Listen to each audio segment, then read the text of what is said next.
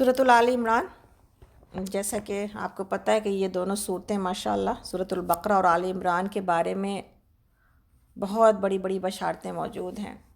اس کی فضیلتیں سورہ بقرہ جیسی ہی ہے کہ سورہ بقرہ اور سورہ آل عمران کو پڑھنے والے کے اوپر یہ دونوں صورتیں پڑھا کرو، اور اس کے پڑھنے والے کے اوپر کیا ہے، یہ اپنے پڑھنے والوں کے اوپر چھت سائبان اور سایہ بن کر آئیں گی۔ تو یہ جو سورہ آل عمران ہے، اس کو اگر دیکھا جائے تو یہ سورۃ البقرہ کے اعتبار سے ہی اسی طرح کے مضامین اس کے اندر موجود ہیں جو سورہ بقرہ میں موجود ہیں۔ اور اس سورہ کا نام جیسا کہ ہم سب جان رہے ہیں آل عمران، اس کے بارے میں ہے کہ یہ عمران نام جو ہے نا، یہ موسیٰ علیہ السلام کے بھی والد کا تھا اور مریم علیہ السلام کے والد کا بھی تھا، لیکن یہاں پر علماء نے کہا کہ یہ جو آل عمران ہے یعنی عمران کی اولاد، یہ اس سے مراد یہاں پر اس عمران سے مراد مریم علیہ السلام کے والد ہیں، تو اس اعتبار سے ان کا ذکر اس میں موجود ہے، اس اعتبار سے اس کو آل عمران نام رکھا گیا ہے۔ اور یہ سورہ 9 ہجری میں نازل ہوئی ہے، اور اس سورہ میں اللہ رب العالمین نے اس سورہ کو 2 بڑے حصے میں، اس کے جو مضمون ہے نا، یہ 2 بڑے حصوں میں آپس میں بٹے ہوئے ہیں۔ اس کے نصف میں یعنی آدھے حصے میں اللہ تعالیٰ کی اطاعت کا اقرار اور اہل کتاب خاص طور پر جو ہے نا، یہاں پر عیسائیوں کی گمراہیوں کا بیان ہے، اور اس کے دوسرے حصے میں مسلمانوں کو اہل کتاب کی ان گمراہیوں کے بارے میں اور ان چالوں کے بارے میں خبردار کیا گیا ہے جو وہ ان کو اللہ کے راستے سے ہٹانے کے لیے اختیار کر رہے ہیں یا اختیار کرنے والے ہیں۔ ساتھ ہی اللہ تعالیٰ اہل مومن کو، ایمان والوں کو اللہ کی رسی مضبوطی سے تھامے رکھنے، اطاعت پر جمے رہنے اور جہاد کرنے، اور امتحان کے وقت پریشان نہیں ہونا، منتشر نہیں ہونا، اختلاف نہیں کرنا، اس سے بچنے کی تاکید اللہ تعالیٰ نے فرمائی ہے، تاکہ وہ اسلام کو برپا کرنے کے لیے، اسلام پر عمل کرنے کے لیے ہم سب کو صحیح حق ہم ادا کر سکیں اور ہر حال میں اللہ کی اطاعت پر قائم رہ سکیں، چاہے معاملہ نرم ہو یا معاملہ سخت ہو۔ تو یہ ہے سورہ آل عمران، جو کہ مدنی سورہ ہے، رکوع اس میں 20 ہیں اور آیات اس میں 200 ہیں۔ اور ان دونوں صورتوں کو علماء نے آپس میں بہنوں کی طرح بھی جوڑا ہے کہ ان دونوں کا رشتہ آپس میں چونکہ مضمون ملتے جلتے ہیں، ٹاپکس ملتے جلتے ہیں، اس لیے اس کو دونوں کو آپس میں بہن بھی کہا گیا ہے۔ بسم اللہ الرحمن الرحیم۔ الف لام میم۔ اللہ وہ زندہ جاوید ہستی جو اس کائنات کے تمام نظام کو سنبھالے ہوئے ہے، حقیقت میں اس کے سوا کوئی الہ نہیں ہے۔ اتنی خوبصورت آیت کے ساتھ جو آیت الکرسی کے ہی معنوں میں اسی آیت سے شروع ہو رہی ہے آل عمران، اللہ لا الہ الا هو الحی القیوم۔ الحی اور القیوم، کل ہی ہم بچوں کو پرسوں سنڈے کے دن قیوم کو، القیوم کو سکھا رہے تھے اور قیم کے بارے میں بتا رہے تھے۔ اس کو جب ہم پڑھ جاتے ہیں آیت الکرسی میں یا یہاں پر بھی ہم پڑھ گئے، اور کتنی جگہ پر بھی موجود ہے یہ بات، الحی اور القیوم۔ القیم جو کہ رب کے معنی بھی موجود ہے، تو ہم اس تفصیل کو بتا رہے تھے اور ہم کو وہ تفصیل بہت پسند ہے۔ میرا دل چاہتا ہے کہ آپ کو 1 منٹ کے لیے یہ بات سمجھائیں کہ القیم وہ ہے، القیوم وہ ہے جس نے ہمیں قائم کر رکھا ہے۔ اب اس بقا اور قائم رکھنے میں بہت ساری چیزیں موجود ہیں، اس وقت تفصیل میں جانے کا تو موقع نہیں ہے، لیکن اگر ہم ایک چیز کو سمجھ لیں کہ میری اور آپ کی بقا، میری اور آپ کی زندگی سب سے زیادہ کس چیز کے اوپر ڈیپینڈ کرتی ہے؟ میری سانس کے اوپر۔ میری بریدنگ کے اوپر، رائٹ؟ اب اس بریدنگ کا جو عمل ہے، آپ دیکھیں اتنا آسان بنا دیا گیا کہ آپ اور ہم اس کی طرف توجہ دیں یا نہ دیں، ہم اس کو یہ عمل کر رہے ہوتے ہیں، ہم برید کر رہے ہوتے ہیں، اور باہر میں آکسیجن اتنی وافر مقدار میں دے دی گئی کہ ہم آرام سے آکسیجن کو لیتے ہیں، انہیل کرتے ہیں، یعنی ہوا انہیل کرتے ہیں، آکسیجن آبزارب کر لیتے ہیں، کاربن ڈائی آکسائڈ نکال دیتے ہیں۔ یہ عمل بہت آسانی سے چل رہا ہے، اور اس میں کوئی دقت جب تک نہیں آتی، میری توجہ اس بات کے اوپر نہیں جاتی کہ القیم نے مجھے قائم کر رکھا ہے، القیم نے مجھے قائم کر رکھا ہے۔ اس وقت آنکھ کھلتی ہے جب بریدنگ کا پرابلم اسٹارٹ ہو جاتا ہے، اور بریدنگ پرابلم آج کے وقت میں، کورونا کے وقت میں، ہم میں سے کون ہے جو اس تکلیف کو نہیں جان رہا؟ انسانیت وینٹیلیٹر پر پڑی ہے، انسانیت آکسیجن پر پڑی ہے، ہاسپٹلس بھرے پڑے ہیں، ہے نا؟ اور جب تک یہ سب کچھ آسانی کے ساتھ چل رہا تھا، ہمیں القیم کی پرواہ نہیں تھی، کوئی احسان نہیں تھا، کوئی شکر نہیں تھا، اس لیے کہ آسانی اتنی ہے، پتہ ہی نہیں چلتا کہ کرم کتنا بڑا ہے، پتہ ہی نہیں چلتا کہ کرم کتنا بڑا ہے۔ اگر یہی آکسیجن جسم میں کم ہو جائے اور ہمارے پھیپھڑے اور ہمارے لنگس کام کرنا چھوڑ دیں، تو پھر یہی آکسیجن جب اوپر سے ڈاکٹرز ہمیں دیتے ہیں، ہاسپٹلس ہمیں فراہم کرتے ہیں، تو پھر بل کتنا آتا ہے؟ پھر یہی آکسیجن کتنی مہنگی ملتی ہے آپ کو اور ہم کو۔ میرے ایک بیٹے کی دوست کی امی کی طبیعت خراب تھی، اور ان کو آسما کا پرابلم تھا، اور بعد میں آ کے ان کو بہت زیادہ مسئلہ پیدا ہوا، وہ ہاسپٹل میں تھیں، ہم لوگ گئے تھے ملنے کے لیے، میرے بیٹے نے بتایا امی آپ کو پتہ ہے ان کا پر نائٹ کا بل کتنا آتا ہے؟ جو ٹریٹمنٹ ان کو چل رہی ہے ان کے لنگس کی وجہ سے، اس ٹریٹمنٹ کا کتنا بل کتنا ہے؟ $20,000 پر نائٹ، $20,000 پر نائٹ۔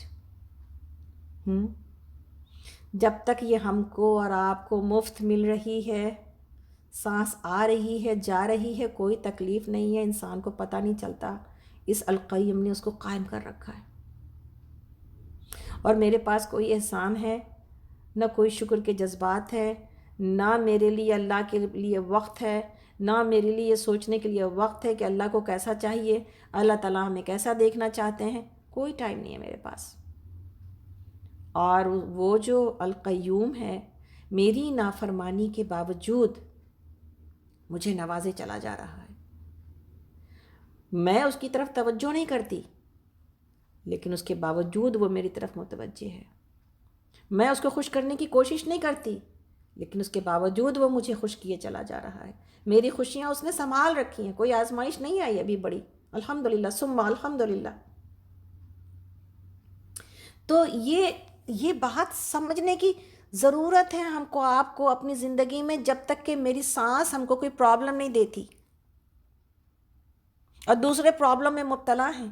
یہ آکسیجن اگر جسم نہیں لیتا تو انسان زندہ ہوتا ہے، مگر کوئی طاقت اس کے جسم میں موجود نہیں ہوتی، وہ بستر پر لیٹنے پر مجبور ہوتا ہے، وہ بے حس و حرکت ہوتا ہے، اس کے پاس اٹھنے کی طاقت نہیں ہوتی، اس کے پاس چلنے کی طاقت نہیں ہوتی، اس کے پاس بولنے کی طاقت نہیں ہوتی۔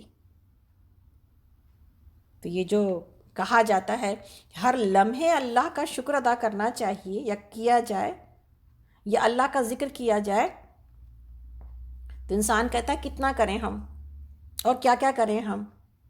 تو جب سانس لے رہا ہے اور سانس چھوڑ رہا ہے، اور جب ہم سانس لے رہے ہیں اور سانس چھوڑ رہے ہیں، اور القیم کے قائم کرنے کی وجہ سے یہ سارا کام ہو رہا ہے آسانی کے ساتھ، تو پھر ہر سانس کے اوپر اللہ کا شکر لازم ہے نا۔ پتہ نہیں چلتا، جس کو تکلیف ہوتی ہے اس کو پتہ چلتا ہے یہ سانس لینا کتنا بڑا، اس سانس کی آسانی کتنی بڑی نعمت ہے۔ انسان زندہ ہوتا ہے لیکن برباد ہو چکا ہوتا ہے، اللہ تعالیٰ ہم میں سے ہر کسی کو اس آزمائش سے بچائے، آمین۔ اور جس کے اوپر ہے اللہ تعالیٰ اس کو بہترین شفائے کاملہ عاجلہ کے ساتھ اپنے گھر واپس لے کے آئے، آمین۔ لیکن اس سے پہلے سوچنے کی ضرورت ہے نا۔ یہی چیزیں ہیں جو آپ کو اور ہم کو عبرت سکھاتی ہیں، یہی چیزیں ہیں جو ہمیں اور آپ کو اللہ کے آگے جھکاتی ہیں۔ اس سے پہلے کہ کوئی تکلیف ایسی اللہ نہ کرے آ جائے اور کوئی بوجھ ایسا آ جائے جس کو ہم پیچھے دعا میں پڑھائے، تب ہم اللہ کو یاد کریں۔ اللہ کو اپنی اچھی حالت میں، صحت کی حالت میں یاد کرنے کی ضرورت ہے، اس لیے کہ اللہ تعالیٰ کو قوی مومن چاہیے، طاقتور مومن چاہیے۔ اللہ تعالیٰ کو کمزور مومن نہیں چاہیے۔ وہ طاقتور مومن جو اللہ کی اطاعت میں بھی تیز اور مستعد، اور اللہ کی باتیں آگے پہنچانے میں بھی تیز اور مستعد، وہ چاہیے۔ ہم کو جب تک دنیا میں ہم انٹرسٹڈ ہیں، دنیا ہم میں انٹرسٹڈ ہے، اس وقت دنیا کو چھوڑنے کی ضرورت ہے، نہ کہ جب دنیا ہم کو چھوڑ دے بڑھاپے میں یا کوئی اور کام کرنے کے لائق نہ بچیں تو پھر ہم اللہ اللہ کرنے لگ جائیں۔ اللہ کو پتہ ہے نا سب کچھ، ہم کیوں اللہ کی طرف پلٹے ہیں؟ تو اللہ رب العالمین سے، اور حدیث میں ہے کہ تم صحت کے وقت میں اللہ سے دعائیں مانگا کرو، تم صحت کے وقت میں اللہ سے قریب رہو، تم صحت کے وقت میں اللہ کے آسمانوں میں تمہاری آواز پہچانی جائے، تاکہ جب اللہ نہ کرے کوئی تکلیف آئے تو یہ آواز اس وقت پہچانی جائے کہ یہ فلاں کی آواز ہے۔ تو آگے چلتے ہیں۔ ہم کو لگتا ہے کہ انشاءاللہ تعالیٰ القیم کی بات اگر ہمارے سمجھ میں آ گئی ہے تو اس سے بہت زیادہ فائدہ ہونے والا ہے انشاءاللہ، آپ کو اور ہم کو بھی انشاءاللہ۔ تو آگے چلتے ہیں۔ اللہ تعالیٰ فرماتے ہیں، اس میں ہم لوگ سورۃ آل عمران آیت نمبر 3 پر ہیں اور پارہ نمبر 3 ہے۔ اس نے تم پر کتاب نازل کی جو حق لے کر آئی ہے اور ان کتابوں کی تصدیق کر رہی ہے جو پہلے سے آئی ہوئی تھیں۔ اس سے پہلے وہ انسان کی ہدایت کے لیے تورات اور انجیل نازل کر چکا ہے، اور اس نے وہ کسوٹی اتاری ہے جو حق اور باطل کا فرق دکھانے والی ہے۔ اب جو لوگ اللہ کے فرامین کو قبول کرنے سے انکار کر دیں ان کو یقیناً سخت سزا ملے گی۔ اللہ بے پناہ طاقت کا مالک ہے اور برائی کا بدلہ دینے والا ہے۔ یعنی اللہ کی طاقت کو پہچاننا سب سے زیادہ ضروری ہے، جس کے بغیر انسان صحیح ہو نہیں سکتا اس دنیا میں۔ اللہ تعالیٰ آگے فرماتے ہیں وہی باتیں جو ہم پڑھتے آ رہے ہیں کہ اللہ زمین اور آسمان کی کوئی چیز اللہ سے پوشیدہ نہیں ہے۔ وہی تو ہے جو تمہاری ماؤں کے پیٹ میں تمہاری صورتیں جیسی چاہتا ہے بناتا ہے۔ اس زبردست حکمت والے کے سوا کوئی اور الہ نہیں ہے۔ وہی الہ ہے جس نے یہ کتاب تم پر نازل کی ہے۔ اس کتاب میں 2 طرح کی آیات ہیں، ایک محکمات جو کتاب کی اصل بنیاد ہیں، اور دوسری متشابہات۔ جن لوگوں کے دلوں میں ٹیڑھ ہے وہ فتنے کی تلاش میں ہمیشہ متشابہات ہی کے پیچھے پڑے رہتے ہیں اور ان کو معنی پہنانے کی کوشش کیا کرتے ہیں، حالانکہ ان کا حقیقی مفہوم یعنی ان کا اصل معنی اللہ کے سوا کوئی نہیں جانتا۔ اس کے خلاف اس کے جو لوگ علم میں پختہ کار ہیں وہ کہتے ہیں کہ ہمارا ان پر ایمان ہے، یہ سب ہمارے رب ہی کی طرف سے ہیں۔ اور سچ یہ ہے کہ کسی چیز سے صحیح سبق صرف عقل مند لوگ ہی حاصل کرتے ہیں۔ وہ اللہ سے دعا کرتے رہتے ہیں کہ پروردگار جب تو ہمیں سیدھے راستے پر لگا چکا ہے تو پھر کہیں ہمارے دلوں کو ٹیڑھ میں اور کجی میں مبتلا نہ کر دیجیے، ہمیں اپنے خزانہ فیض سے رحمت عطا کر کے تو ہی فیاضی حقیقی ہے۔ پروردگار تو یقیناً سب لوگوں کو ایک روز جمع کرنے والا ہے جس کے آنے میں کوئی شبہ نہیں، تو ہرگز اپنے وعدے سے ٹلنے والا نہیں ہے۔ بہترین آیت ہے، بہترین دعا جس کی طرف ہمیں اور آپ کو آنے کی ضرورت ہے، جس کو یاد کرنے کی ضرورت ہے۔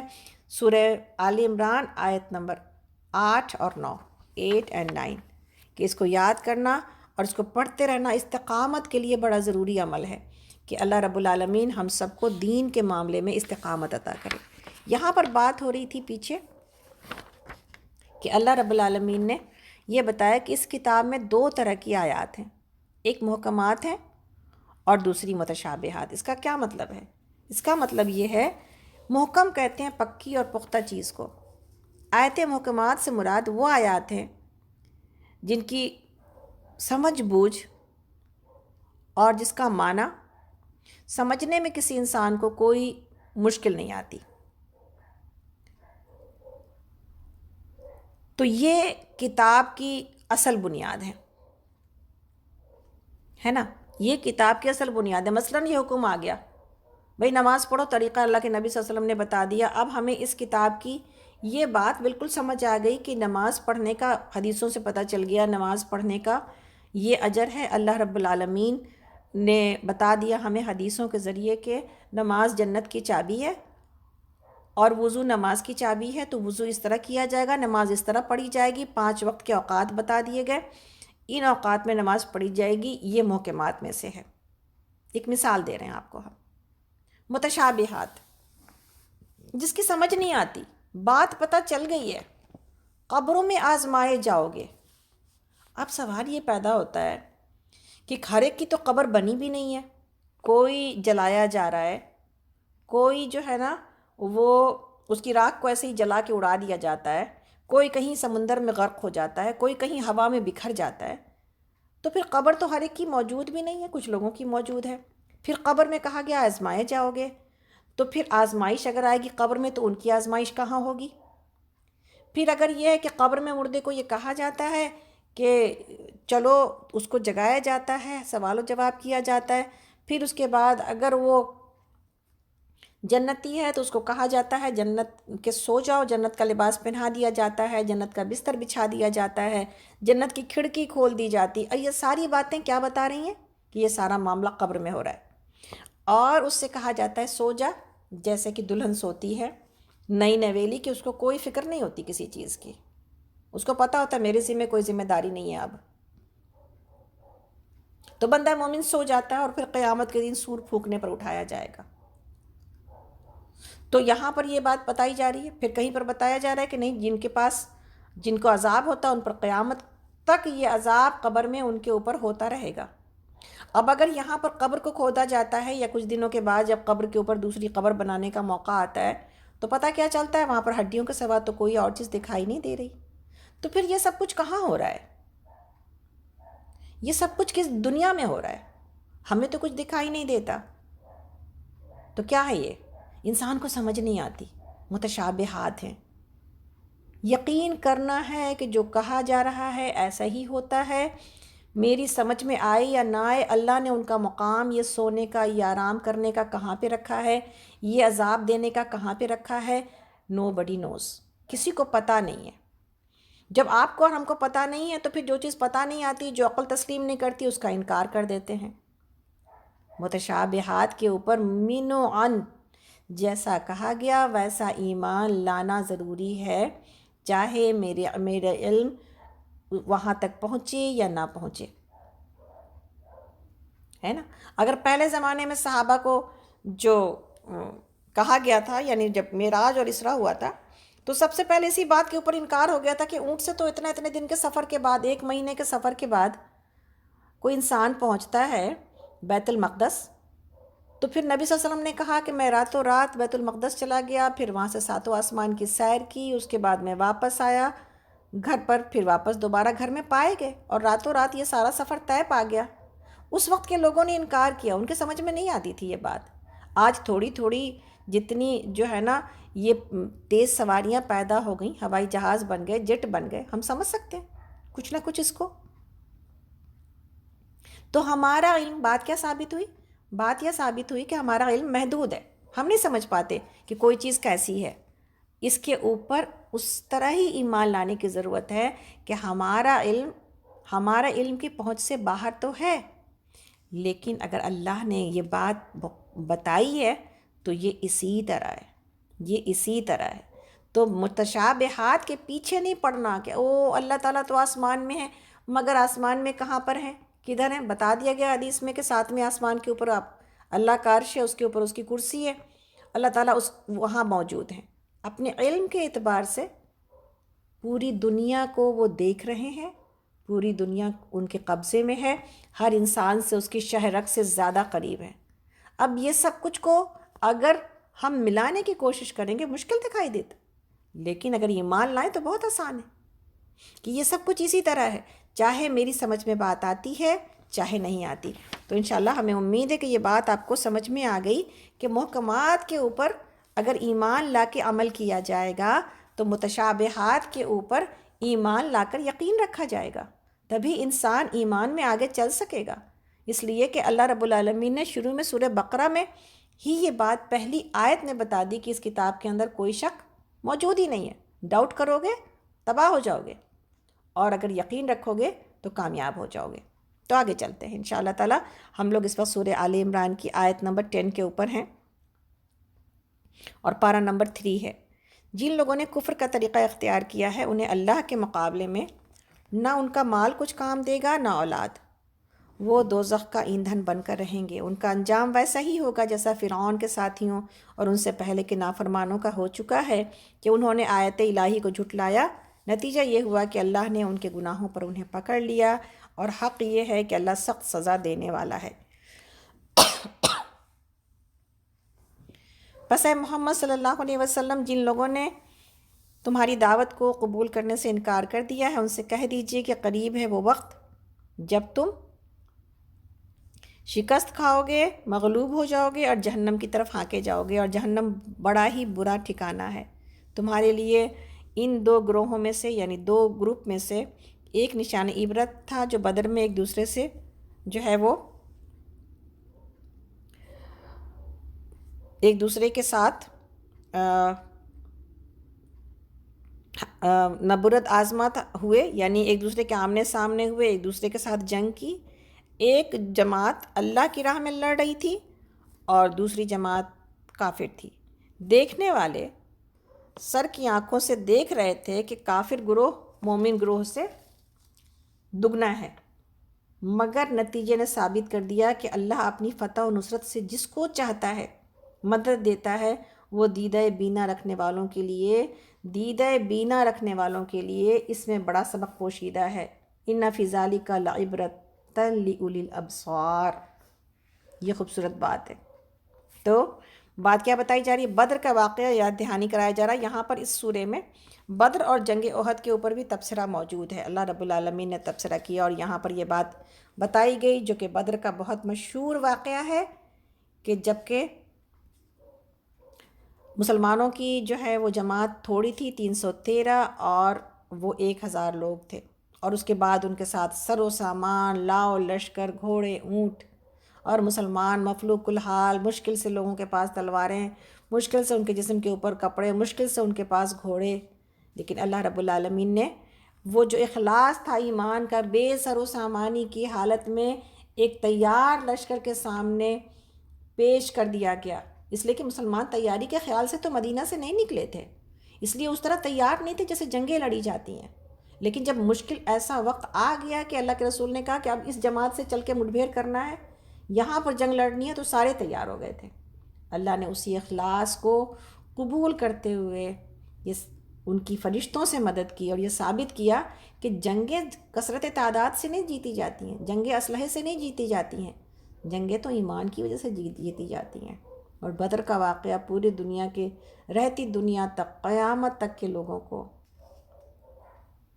یہ حوصلہ دے گیا کہ اللہ رب العالمین اگر ساتھ ہو تو فتح اس کی ہوتی ہے، اگر اللہ ساتھ ہے تو غم کی کیا بات ہے۔ تو آگے چلتے ہیں۔ اللہ رب العالمین نے فرمایا کہ لوگوں کے لیے، یہ بڑی مشہور آیت ہے، میرے لیے اور آپ کے لیے، اللہ رب العالمین نے ہماری کمزوریاں پکڑی ہیں اور یہاں پر یہ آیت بتائی ہے کہ میں نے پیدا کیا، میں جانتا ہوں کیا کہ تمہارے لیے جو ہے جو دل کی پسند کی چیزیں ہیں وہ عورتوں میں ہے، اور اس کے مردوں کی اولاد میں ہے، سونے چاندی کے ڈھیر ہیں، اور گھوڑے جو زمانے کے بہترین جو ہے نا وہ ان کے لیے خوشی کا سامان ہوتی تھی۔ آج ہمارے پاس برانڈڈ اور نام بڑی بڑی گاڑیاں ہیں، تو چیدہ گھوڑے، مویشی اور زمینیں بڑی خوش آئند بنائی گئی ہیں۔ وہ بہت زیادہ دل خوش ہوتا ہے، جس کے پاس یہ سب کچھ ہے وہ بہت خوشی ملتی ہے اس کے دل کو۔ مگر یہ سب دنیا کی چند روزہ زندگی کے سامان ہیں، دنیا کی زندگی کے اوپر نہ ریجھو، یہ سب دنیا کی چند روزہ زندگی کے سامان ہیں، اصل میں جو بہتر ٹھکانہ ہے وہ تو اللہ کے پاس ہے۔ کہو میں تمہیں بتاؤں کہ ان سے زیادہ اچھی چیز کیا ہے؟ جو لوگ تقوی کی روش اختیار کریں ان کے لیے ان کے رب کے پاس باغ ہیں جن کے نیچے نہریں بہتی ہوں گی، وہاں انہیں ہمیشگی کی زندگی حاصل ہوگی۔ پاکیزہ بیویاں ان کی رفیق ہوں گی اور اللہ کی رضا سے وہ سرفراز ہوں گے۔ اللہ اپنے بندوں کے رویوں پر گہری نظر رکھتا ہے۔ یہ وہ لوگ ہیں جو کہتے ہیں کہ مالک ہم ایمان لائے، ہماری خطاؤں سے درگزر فرما اور ہمیں آتش دوزخ سے بچا لے۔ یہ لوگ صبر کرنے والے ہیں، راست باز ہیں، فرما بردار اور فیاض ہیں، اور رات کی آخری گھڑیوں میں اللہ سے مغفرت کی دعائیں مانگا کرتے ہیں۔ صفت بتا دی گئی ان لوگوں کی، دعا بتا دی گئی ان لوگوں کی، یعنی ہمیں اور آپ کو یہ دعا سکھائی گئی کہ یہ دعا مانگتے رہو۔ آیت نمبر 16 میں ہے، نشان لگائیے گا اپنے قرآن میں، ربنا اننا آمنا فاغفر لنا ذنوبنا وقنا عذاب النار۔ اور آگے صفت بتائی گئی ہے کہ الصابرین، صبر کرنے والے، والصادقین، سچ کے اوپر قائم رہنے والے، والقانتین،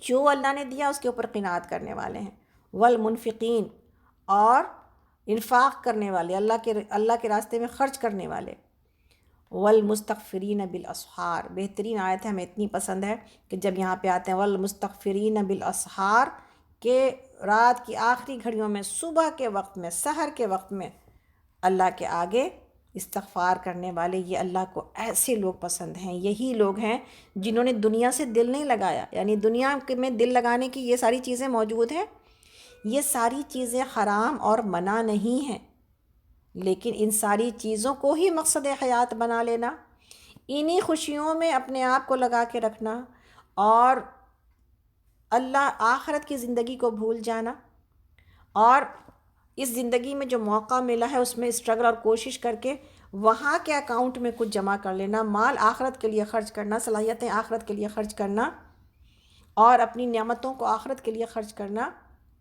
اس کے بجائے انسان اگر انہی میں مگن ہے تو پھر بہت بڑے دھوکے میں ہے۔ اللہ رب العالمین نے کہہ دیا کہ اللہ کو یاد کرتے ہوئے بچ کے چلو اس دنیا سے، اس دنیا کو سمیٹنے میں نہ لگ جاؤ، بلکہ اس دنیا سے بچ کے چلنے کو کہا گیا، اور وہ بہتر جگہ ہے جہاں پر کہ آپ کو اور ہم کو جس کا مسافر بنایا گیا اور جس کا شوق دلایا گیا، یعنی اللہ کی رضا اور اللہ کی جنت۔ اللہ تعالیٰ آگے فرماتے ہیں، آیت نمبر ہم لوگ اس وقت 18 پر ہیں،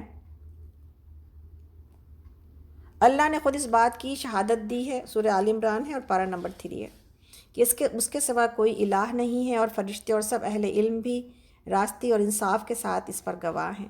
اس زبردست حکیم کے سوا فی الواقع کوئی الہ نہیں ہے۔ اللہ کے نزدیک دین صرف اسلام ہے۔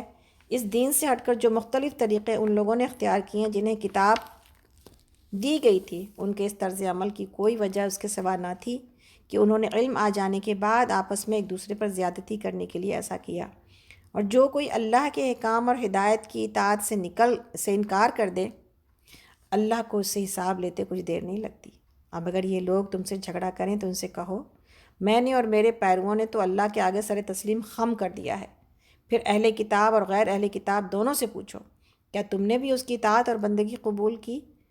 اگر کی تو وہ راہ راست پا گئے، اور اگر اس سے منہ موڑا تو تم پر صرف پیغام پہنچا دینے کی ذمہ داری تھی، آگے اللہ خود اپنے بندوں کے معاملات دیکھنے والا ہے۔ جو لوگ اللہ کے احکام اور ہدایت کو ماننے سے انکار کرتے ہیں اور اس کے پیغمبروں کو ناحق قتل کرتے ہیں، ایسے لوگوں کی جان کے در پہ ہو جاتے ہیں جو اللہ کی مخلوق میں سے عدل اور راستی کا حکم دینے کے لیے اٹھیں، یعنی انصاف کرنے کے لیے اٹھیں، ایسے لوگوں کی جان کو خطرہ بن جاتا ہے، ان کو دردناک سزا کی خوشخبری سنا دو۔ یہ وہ لوگ ہیں جن کے اعمال دنیا اور آخرت دونوں میں ضائع ہو گئے اور ان کا مددگار کوئی نہیں ہے۔ تم نے دیکھا نہیں کہ جن لوگوں کو کتاب کے علم میں سے کچھ حصہ ملا ہے ان کا حال کیا ہے؟ انہیں جب کتاب الہی کی طرف، یعنی اللہ کی کتاب کی طرف بلایا جاتا ہے تاکہ وہ ان کے درمیان فیصلہ کرے، تو ان میں سے ایک فریق اس سے دامن بچا جاتا ہے، یعنی بچ کے نکل جاتا ہے، اور اس فیصلے کی طرف آنے سے منہ پھیر جاتا ہے۔ ان کا یہ طرز عمل اس وجہ سے ہے کہ وہ کہتے ہیں کہ دوزخ کی آگ تو ہمیں چھوئے تک بھی نہیں، اور اگر دوزخ کی سزا ہم کو ملے گی تو بس صرف چند روز۔ ان کے یہ سب کچھ اپنے بنائے ہوئے عقیدے ہیں نے ان کو اپنے دین کے معاملے میں بڑی غلط فہمیوں میں ڈال رکھا ہے، مگر کیا بنے گی ان پر جب ہم انہیں اس روز جمع کریں گے جس کا آنا یقینی ہے۔ اس روز ہر شخص کو اس کی کمائی کا بدلہ پورا دے دیا جائے گا اور کسی پر کچھ ظلم نہ ہوگا۔ کہو اے اللہ ملک کے مالک، بہت ہی مشہور آیت ہے یہ، آیت نمبر 26 قل اللہم مالک الملک تؤتی ملک من تشاء وتنزع الملک ممن تشاء وتعز من تشاء وتذل من تشاء بیدک الخیر انک علی کل شیء قدیر۔ یہ آیت یاد کر لیں، یہ آیت پڑھتے رہیں۔ دنیا میں جب کبھی آپ کے سامنے مسئلہ پیدا ہو، کوئی آپ کو مشکل میں ڈالے، آپ یہ آیت پڑھیں گے، آپ کو بہت تسلی اور بہت سکون ملے گا کہ عزت تو ساری کی ساری اللہ کے ہاتھ میں ہے۔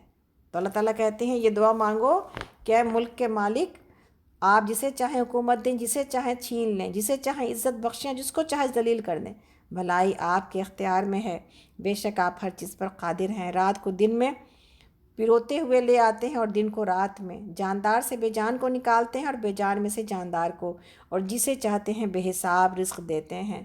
گویا کہ ہر چیز کا مالک اللہ رب العالمین ہے، اور انسان زندگی میں عزت پائے یا اگر کہیں پر اس کو کہیں پر ذلت کا سامنا کرنا پڑتا ہے تو پھر کیا یاد رکھے، یہ سب کچھ اللہ کی طرف سے۔ جب یہ انبیاء کو ذلت کا اور تذلیل کا اتنا بڑا سامنا موجود تھا تو پھر ہم اور آپ کس حال میں ہیں، ہماری کیا حیثیت ہے بھلا؟ تو جہاں پر اللہ کے نبی صلی اللہ علیہ وسلم جیسی سیرت و کردار کا بننا ہے، وہیں پر یہ نہیں ہے کہ لوگ واہ واہی کریں گے اور ہمیں سروں پر اٹھا کے رکھیں گے، بلکہ وہی ہوگا جو اللہ رب العالمین چاہیں گے۔ اور یہ سنت ہے اللہ کی کہ اللہ رب العالمین ہر طرح سے اپنے بندوں کو آزماتے ہیں۔ کچھ محبت کرنے والے لوگ مل جاتے ہیں جو آپ کا حوصلہ بڑھاتے ہیں، کچھ تنقید کرنے والے لوگ مل جاتے ہیں جو آپ کے پیر کو زمین سے لگا کے رکھتے ہیں۔ اللہ تعالیٰ آگے فرماتے ہیں، ہم لوگ اس وقت سورہ آل عمران کی آیت نمبر 27 پر ہیں، 28 پر ہیں۔ مومنین اہل ایمان کو چھوڑ کر کافروں کو اپنا رفیق اور دوست ہرگز نہ بنائیں۔ یہ بڑی خوبصورت بات ہے جس کو سمجھنے کی ضرورت ہے۔ جو ایسا کرے گا اس کا اللہ سے کوئی تعلق نہیں۔ ہاں، یہ معاف ہے کہ تم ان کے ظلم سے بچنے کے لیے بظاہر ایسا طرز عمل اختیار کر جاؤ، مگر اللہ تمہیں اپنے آپ سے ڈراتا ہے اور تمہیں اسی کی طرف پلٹ کر جانا ہے۔ اے نبی صلی اللہ علیہ وسلم، لوگوں کو خبردار کر دیجئے کہ تمہارے دلوں میں جو کچھ ہے اسے خواہ تم چھپاؤ یا ظاہر کرو، اللہ بہرحال اسے جانتا ہے۔ زمین اور آسمان کی کوئی چیز اس کے علم سے باہر نہیں ہے، اور اس کا اقتدار ہر چیز پر حاوی ہے۔ وہ دن آنے والا ہے جب ہر نفس اپنے کیے کا پھل حاضر پائے گا، خواہ اس نے بھلائی کی ہو یا برائی۔ اس روز آدمی یہ تمنا کرے گا کہ کاش ابھی یہ دن اس سے بہت دور ہوتا۔ اللہ تمہیں اپنے آپ سے ڈراتا ہے اور وہ اپنے بندوں کا نہایت خیر خواہ ہے۔ اے نبی صلی اللہ علیہ وسلم، لوگوں سے کہہ دیجئے اگر تم حقیقت میں اللہ سے محبت رکھتے ہو تو میری پیروی اختیار کرو، اللہ تم سے محبت کرے گا اور تمہاری خطاؤں سے درگزر فرمائے گا، وہ بڑا معاف کرنے والا اور رحیم ہے۔ ان سے کہیے کہ اللہ رسول کی اطاعت قبول کر لو، پھر اگر وہ تمہاری یہ دعوت قبول نہ کریں تو یقیناً یہ ممکن نہیں ہے کہ اللہ ایسے لوگوں سے محبت کرے جو اس کے اور اس کے رسول کی اطاعت سے انکار کرتے ہوں۔ تو یہاں پر بہت ہی خوبصورت بات بتائی جا رہی ہے، اور ایمان والوں کے لیے، میرے لیے اور آپ کے لیے ایمان کا جو تقاضا ہے وہ سمجھایا جا رہا ہے۔ کلمہ لا الہ الا اللہ کا تقاضا کیا ہے، اور عیسائیوں اور یہودیوں کا جواب دیا جا رہا ہے، جبکہ وہ کہتے تھے کہ ہم تو اللہ سے بڑی محبت کرتے ہیں، اور ہم ایمان والوں کو بھی اللہ سے محبت ہے، ہم بھی الحمدللہ اللہ اکبر اللہ اللہ کرتے ہی ہیں، محبت کا اظہار کرتے ہیں، اور محبت ہے دل میں ہمارے، لیکن وہ محبت کو ڈائریکشن کیا دینا ہے، وہ محبت ثابت کیسے ہوتی ہے، وہ محبت ہمارے لیے اور آپ کے لیے اللہ کے آگے پیش کب ہو سکے گی، اللہ کے ہاں اجر کیسے پا سکے گی، اس کا جواب اس آیت میں دیا گیا۔ یہ بہت مشہور آیت ہے، آیت نمبر 31، جس کو نشان لگانے کے لیے نشان لگائیے آپ لوگ، آیت نمبر 31 اور 32، کہ جب کہ محبت کا اصول سمجھایا گیا اور محبت کے اظہار کے لیے شرط رکھی گئی ہے، اور شرط کیا ہے؟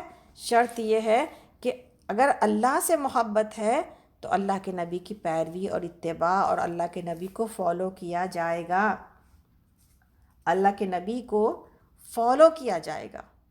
گویا کہ یہاں پر یہ بات بھی سمجھائی جا رہی ہے کہ ایمان کی اصل روح تو اللہ کی محبت ہے،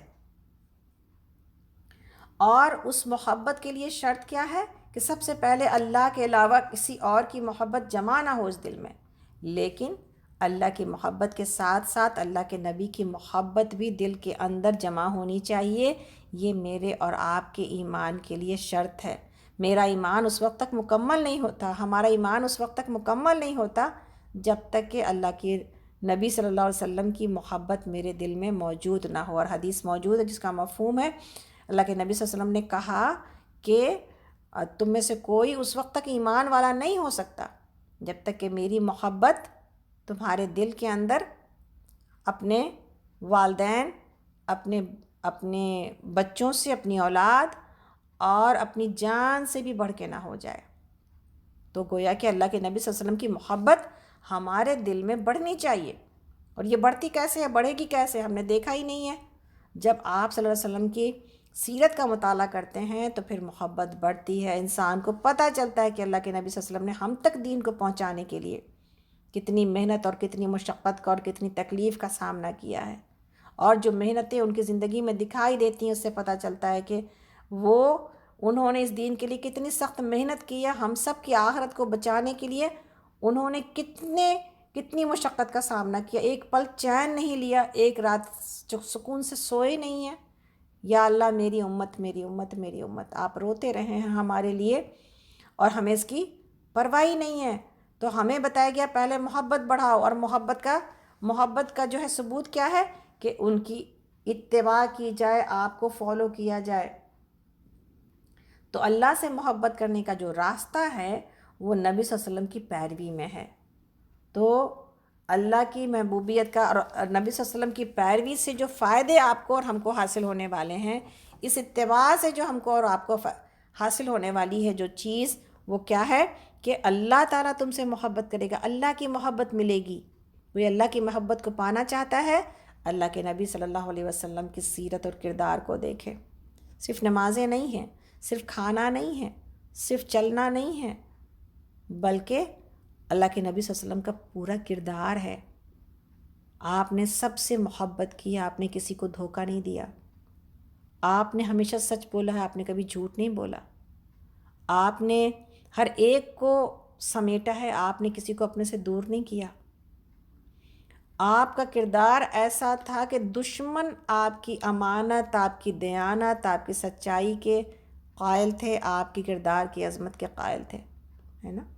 تو یہ جو کردار ہمیں پیش کیا گیا نبی صلی اللہ علیہ وسلم کے تھرو، اور ہمیں بتایا گیا کہ مومن ایسا ہوتا ہے، ایمان والا ایسا ہوتا ہے، ہمیں اسی کردار پر پورا اترنے کی ضرورت ہے۔ اللہ کے نبی صلی اللہ علیہ وسلم نے صرف عبادت نہیں کی ہے بلکہ دلوں کو فتح کیا ہے نا۔ صرف جو ہے نا نماز، روزے، حج اور زکوٰۃ میں نہیں ادا کیا ہے، بلکہ ایک جماعت بنائی ہے مسلمانوں کی جو نیکی کا حکم دیتی ہے اور برائی سے روکتی ہے۔ آگے ہم پڑھیں گے سورہ آل عمران میں یہ آیت بھی آئے گی۔ تو ہمیں اور آپ کو محض اپنی نمازوں میں، اپنی عبادتوں میں، اپنے روزے اور اپنے حج سے اطمینان نہ حاصل ہو، بلکہ ہم لوگوں کو کھڑا کریں، برپا کریں۔ یہ امت جو کہ ماشاءاللہ سے موجود ہے، ہمیں برپا کرنے کی ضرورت نہیں ہے، صرف یاد دہانی کرانے کی ضرورت ہے، برپا ہو جائے گی۔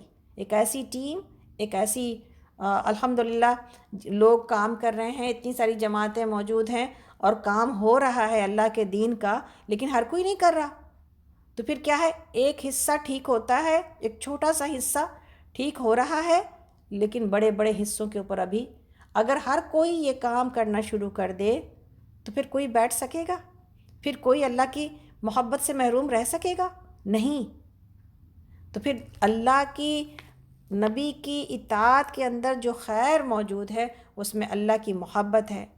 پھر اس کے بعد اللہ رب العالمین نے کہا کہ میں تمہاری خطاؤں کو معاف کر دوں گا، اور وہ بڑا معاف کرنے والا اور رحیم ہے۔ تو یہ ہے اللہ کے نبی صلی اللہ علیہ وسلم کی اتباع سے جو انسان کے اندر جو اللہ کی محبت پیدا ہوتی ہے، جو اس کی وجہ سے اس کا کردار اور اس کی شخصیت نکھرتی ہے، یہ سب کچھ اللہ کے نبی صلی اللہ علیہ وسلم کی اتباع میں ہے کہ آپ نے خود اپنی زندگی میں یہ ساری محنتیں کیں اور اپنے بعد ہمارے کندھے پر یہ ذمہ داری ڈالی کہ جس تک میری بات پہنچ جائے وہ آگے پہنچائے۔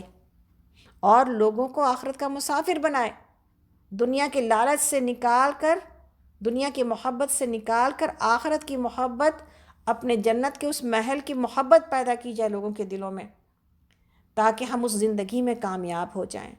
کیسے ممکن ہے کہ دنیا میں لوگ ناکام ہو رہے ہیں اور ہم دیکھ رہے ہیں اور ہمارے دل کے اندر کوئی تڑپ نہ ہو؟ دنیا میں ہمارے رشتہ دار یا ہماری اولادیں یا ہمارے ارد گرد کے لوگ، جو ہماری کمیونٹی دنیا کی محبت میں جو ہے وہ اللہ کے احکام کو پیچھے چھوڑ رہی ہے، دنیا کی محبت میں اللہ کی کتاب کو پیچھے چھوڑا جاتا ہے، دنیا کی محبت میں نبی صلی اللہ علیہ وسلم کی حدیثوں کو، ان کے اعمال کو، ان کی سیرت و کردار کو پیچھے چھوڑا جاتا ہے، اور ہم آسانی سے بیٹھ کے یہ سب کچھ دیکھیں؟ یہ ممکن نہیں ہے۔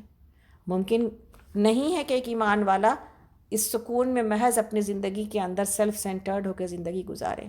اس کو یہ تڑپ ملنی ضروری ہے، اور یہ تڑپ ہمارے دل میں پیدا ہونا ضروری ہے کہ ہم داعی اللہ بن جائیں۔ ہم محض یہ امت برپا اس لیے نہیں کی گئی کہ ہم کمائیں اور کھائیں، بس پیٹ کی طرف، کہ میرا مقصد کیا ہو جائے؟ کمانا اور کھانا، اور دوسرا مقصد اللہ کے دین کا مقصد، اللہ کی اطاعت کا مقصد، یہ سب کچھ پیچھے کر دیا جائے۔ تو اللہ سے دعا ہے کہ اللہ تعالیٰ ہمیں یہ توفیق عطا کرے انشاءاللہ تعالیٰ، آمین۔ تو آگے چلتے ہیں۔ اللہ رب العالمین نے آگے سورہ آل عمران کی آیت نمبر 33 میں فرمایا کہ اللہ نے آدم اور نوح اور آل ابراہیم اور آل عمران کو تمام دنیا والوں پر ترجیح دے کر اپنی رسالت کے لیے منتخب کیا تھا۔ یہ ایک سلسلے کے لوگ تھے جو ایک دوسرے کی نسل سے پیدا ہوئے تھے۔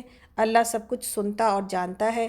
وہ اس وقت سن رہا تھا جب عمران کی عورت کہہ رہی تھی، اب دیکھیں یہاں پر یہی عمران کا نام آیا ہے اور آل عمران آیا ہے، تو اسی سے نام اس سورہ کا رکھا گیا ہے کہ جب عمران کی عورت عمران کی عورت کا مطلب عمران کی بیوی یعنی مریم علیہ السلام کی والدہ کہہ رہی تھیں کہ میرے پروردگار، میں اپنے بچے کو جو میرے پیٹ میں ہے تیری نظر کرتی ہوں، وہ تیرے ہی کام کے لیے وقف ہوگا، میری اس پیشکش کو قبول فرما، تو سننے اور جاننے والا ہے۔ پھر جب وہ بچی اس کے ہاں پیدا ہوئی تو اس نے کہا، مالک میرے ہاں تو لڑکی پیدا ہو گئی ہے، حالانکہ جو کچھ اس نے جنا تھا اللہ کو اس کی خبر تھی، اور لڑکا لڑکی کی طرح نہیں ہوتا، لڑکا لڑکی کی طرح نہیں ہوتا، خیر میں نے اس کا نام مریم رکھ دیا ہے، اور میں اس سے اور اس کی آئندہ نسل کو شیطان مردود کے فتنے سے تیری پناہ میں دیتی ہوں۔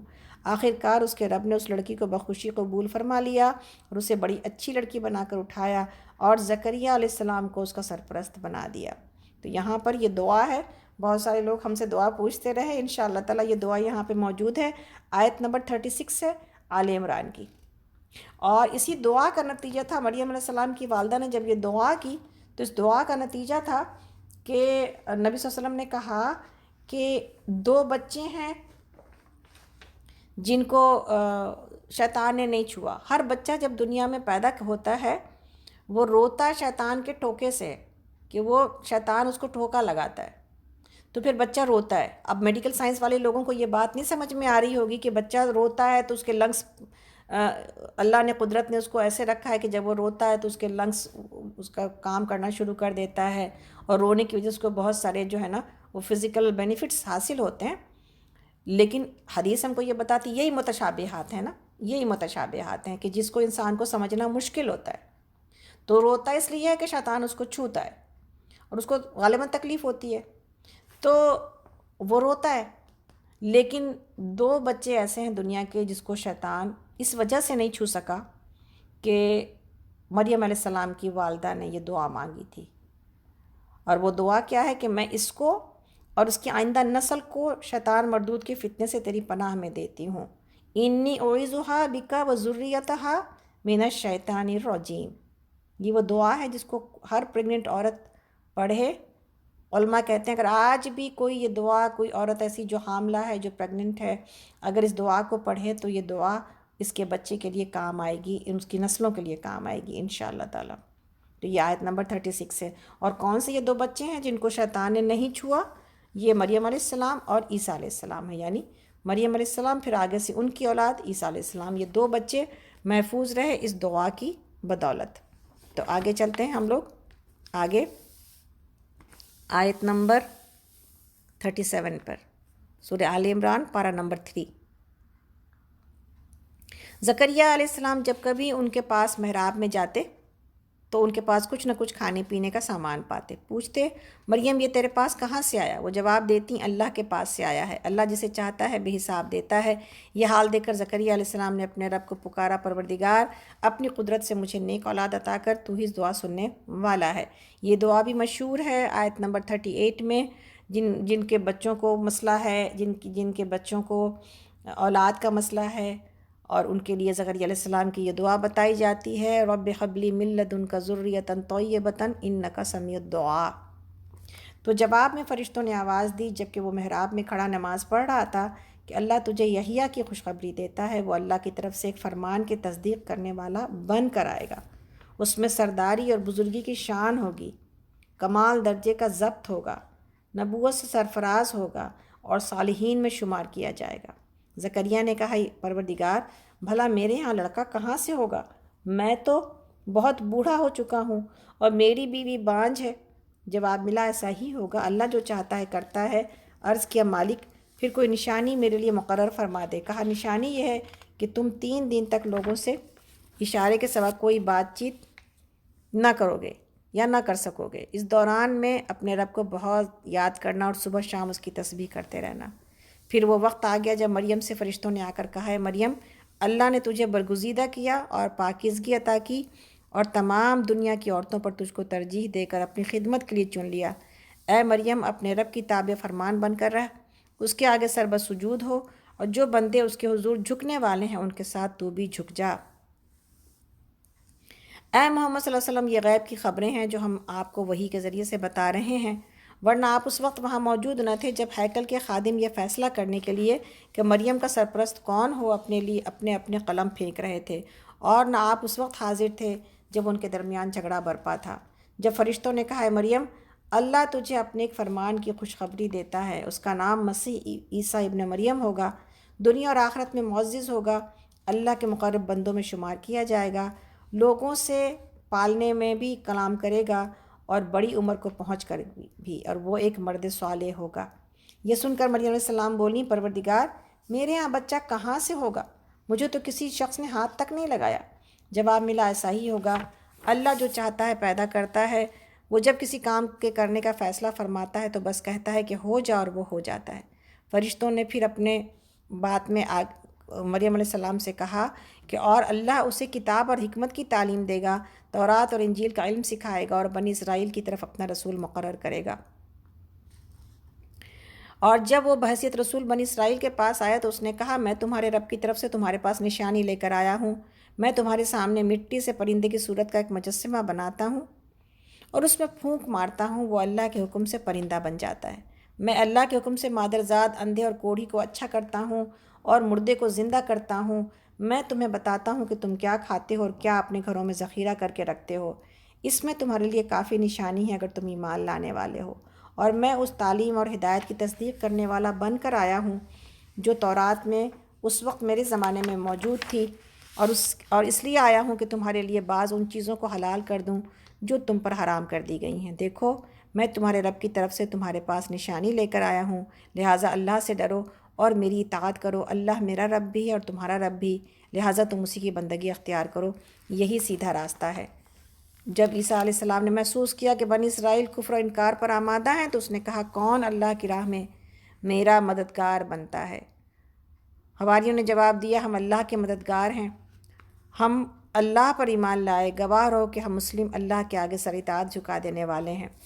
مالک جو فرمان تو نے نازل کیا ہے ہم نے اسے مان لیا اور رسول کی پیروی قبول کی، ہمارا نام گواہی لکھ دینے والوں میں لکھ لے۔ تو یہاں پر یہ بات سمجھ میں آتی ہے کہ مریم علیہ السلام کو جو ہے وہ ان کی والدہ نے ممبر اور محراب کے لیے، یعنی اللہ کی عبادت کرنے کے لیے، اس زمانے میں جو مسجدوں کے اندر ممبر اور محراب کے اندر مرد ہی ہوا کرتے تھے، عورتیں نہیں بیٹھا کرتی تھیں، لیکن مریم علیہ السلام کو ان کی والدہ نے اسی طرح یہ نظر مانی تھی اور آپ کو اسی طرح ایک پاکیزہ ہستی کی شکل میں، ایک اللہ والی بندی کی شکل میں وہاں پر پروان چڑھنے کا موقع ملا۔ زکریا علیہ السلام جو کہ ان کے خالو تھے، ان کی سرپرستی میں، اور ان کے پاس شروع سے ہی فرشتوں کا اس طرح جانا آنا تھا اور نعمتیں ایسی ہوتی تھیں کہ جس کو دیکھ کے زکریا علیہ السلام کو یہ اندازہ ہوتا تھا کہ اللہ رب العالمین کی خاص نظر مریم علیہ السلام کے اوپر ہے، اور پھر مریم علیہ السلام کو جس کام کے لیے تیار کیا جا رہا تھا وہ کام ہو کے رہا، اور وہ کام کیا تھا؟ مریم علیہ السلام ایک واحد ایسی ماں ہے کہ جن کے پاس اولاد ہوئی بغیر کسی مرد کے چھوئے ہوئے، اور یہ عیسیٰ علیہ السلام کی پیدائش اللہ رب العالمین کا ایک معجزہ تھا۔ تو اسی پیدائش کی وجہ سے، انہی عجیب پیدائش کی وجہ سے عیسائی ان کو نعوذ باللہ، بعض فرقہ تو کچھ نہ کچھ باپ بنا کے پیش کرتا ہے، لیکن بعض نے ان کو اللہ کا بیٹا قرار دیا، اور اللہ رب العالمین جب اس بات کو، جب ان کی پیدائش کو ایک معجزے کے طور کی وجہ سے اللہ کا بیٹا بنایا گیا، تو اللہ رب العالمین نے کتنی دفعہ مثال کے طور پر آدم علیہ السلام کی پیدائش رکھی ہے کہ مریم علیہ السلام یعنی عیسیٰ علیہ السلام تو پھر بھی ایک والدہ رکھتے تھے، لیکن آدم علیہ السلام تو بغیر ماں اور بغیر والد کے پیدا کیے گئے اور بغیر باپ کے پیدا کیے گئے۔ تو پھر یہ سب کچھ بھی جو اللہ کے پاس کن فیکون کرنے کی دیر ہوتی ہے، یہ ساری چیزیں اللہ کے بس اور اختیار میں ہیں کہ کسی کو ویسے ایک نظام تو اس نے پیدا کیا کہ عورت اور مرد کے ملاپ سے اولاد ہو، لیکن اللہ کی قدرت اس سے کہیں بڑی ہے کہ اس کے بغیر بھی انسان پیدا کر دے۔ تو ایک تو یہ اللہ کی قدرت یہاں پر ان کی پیدائش کے سلسلے میں دکھائی دیتی ہے، اور دوسری بات کہ مریم علیہ السلام کے اوپر جو آزمائش آئی، اس کو اگر آپ دیکھیں تو مریم علیہ السلام کو جو آخرت میں مرتبہ دنیا میں پہلے ملا، اور بعد میں آخرت میں کہ جنت میں وہ عورتوں کی سردار ہیں، لیکن دنیا میں کس آزمائش سے گزارا گیا ہے؟ اللہ اکبر! جب کبھی اس کو دیکھو تو رونگٹے کھڑے ہو جاتے ہیں کہ ایک پاکیزہ باعصمت عورت کے اوپر جب یہ بات کھلی ہوگی کہ وہ پریگننٹ ہیں، یا وہ بچہ لے کے جب واپس آئیں اپنی قوم کی طرف، تب جو ان کے اوپر الزامات کی بچھار ہوئی، اور جو ان کو جس طرح سے ان کو کہا گیا، یہ آگے بھی انشاءاللہ تعالی ہم پڑھیں گے، اس سے یہ بات پتہ چلتی ہے کہ اللہ رب العالمین نے آخرت میں جو رکھے ہوتے ہیں جو مقام، اس کے لیے آزمائشیں دنیا میں آتی ہیں۔ اس مقام کو پانا اتنا آسان نہیں ہوتا، اسی لیے بات اس وقت سے یہی ہو رہی ہے کہ اللہ کی جنت اتنی آسان نہیں ہے، اللہ کی جنت قیمتی ہے، اس کی فکر میں، اس کی تیاری میں زندگی گزاری جائے گی۔ مریم علیہ السلام کی آزمائش میں آپ دیکھیں کہ کتنی بڑی آزمائش آئی ہے، تب اللہ نے مریم علیہ السلام کا نام اس دنیا میں بھی زندہ رکھا، اور واحد خاتون ہیں کہ جن کا نام لیا گیا ہے یہاں پر قرآن میں، اور نہ صرف یہ کہ نام لیا گیا ہے بلکہ ان کے نام سے ایک سورہ موجود ہے، سبحان اللہ۔ تو آپ دیکھیں کہ یہ کتنی بڑی فضیلت ہے اس خاتون کے لیے کہ جس کو اتنی بڑی آزمائش سے گزارا گیا کہ وہ کماری تھیں اور ان کو حاملہ بنایا گیا، اور ان کے پاس عیسیٰ علیہ السلام کو پیدا کیا گیا۔ عیسیٰ علیہ السلام ہر جگہ پر، جب آپ عیسیٰ علیہ السلام کی جب باتیں ہم سن رہے ہیں تو ہر جگہ پر عیسیٰ علیہ السلام نے یہی کہا کہ میں اللہ کے حکم سے جو معجزے مجھے دیے گئے کہ آپ اندھے کو جو ہے وہ بینائی عطا کر دیتے تھے، آپ کوڑھی کو اچھا کر دیتے تھے، آپ مردے کو زندہ کر دیتے تھے، تو یہ سب کچھ اللہ کے حکم سے ہو رہا ہے، لیکن اس کے باوجود شرک کرنے والوں نے شرک کیا اور اللہ کا بیٹا بنا دیا گیا۔ تو یہ سب کچھ جو گمراہیاں پچھلی امت میں آئیں، نبی صلی اللہ علیہ وسلم نے کہا کہ تم اسی طرح پچھلی امتوں کی طرح گمراہیوں میں مبتلا ہو جاؤ گے۔ تو آج اللہ کے نبی صلی اللہ علیہ وسلم کے مقام کو بڑھا چڑھا کر جب اللہ کے برابر کر دیا جاتا ہے، تو آپ اور ہم یہ دیکھیں کہ یہ امت بھی اس طرح کی گمراہی میں ایک فرقہ موجود ہے جو یہ سب کچھ کر رہا ہے۔ اللہ سے دعا کرتے ہیں کہ اللہ رب العالمین نے جو ہمیں دین کے معاملے میں امت وسط بنایا ہے کہ ہم کسی بھی ایکسٹریم کی طرف نہیں جاتے۔ اللہ کا شکر ہے ہم اپنے انبیاء کو، اپنے بزرگوں کو اسی مقام پر، اپنے علماء کو اسی مقام پر رکھنے کی ضرورت ہے، اور ہمیں یہ پوسٹ ہی دیا گیا کہ ہم ایک معتدل، ایک ماڈریٹ امت ہیں جو ایکسٹریمز پہ نہیں جاتی۔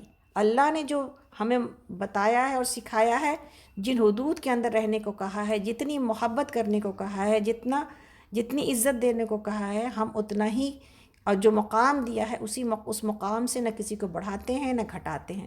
اگر بڑھا دیں تو پھر شرک ہو جاتا ہے، اور اگر گھٹا دیں تو ظلم ہو جاتا ہے۔